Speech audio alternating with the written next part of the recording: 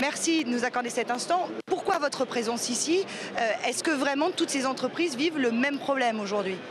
Il y a de toute façon un point commun entre tous les licenciements, c'est l'impuissance des pouvoirs publics et puis des groupes qui donnent toujours plus aux actionnaires, qui suppriment des emplois, qui licencient ou qui ferment des usines. Donc on est dans une situation aujourd'hui où on est venu rappeler au Salon de l'Auto à tous ceux qui sont dans le public du Salon de l'Auto que sans ceux et celles qui fabriqueraient les automobiles, il n'y aurait pas de voitures. Et puis on est venu redire au gouvernement notre détermination.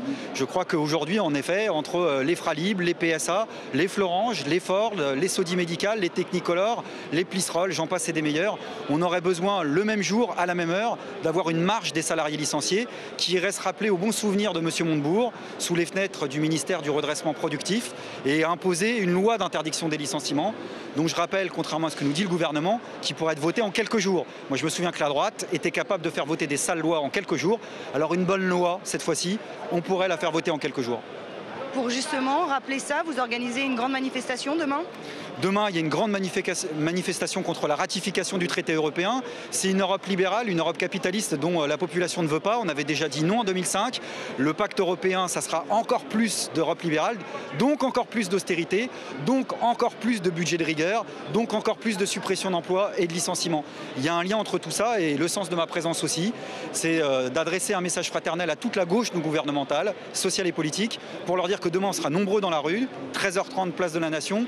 Il va falloir qu'on fasse la même chose quelques jours après, aux côtés des salariés licenciés et aussi tous ensemble. Donc à vos côtés, tout à l'heure, Jean-Luc Mélenchon était présent et également Jean-Luc Mélenchon du Front de Gauche qui a adressé le même message à la population. Il sera là également demain à la manifestation, vous l'avez dit, 13h30, place de la Nation, avec d'autres associations, des marches, comme on peut voir contre l'austérité en Grèce ou en Espagne. Oui, je crois qu'on ferait bien de s'inspirer un peu de ce qui marche. Je rappelle qu'au Portugal, c'est passé un peu inaperçu. Il y a quelques jours, pour la première fois depuis le début de la crise économique de 2008 en Europe, la rue a eu gain de cause.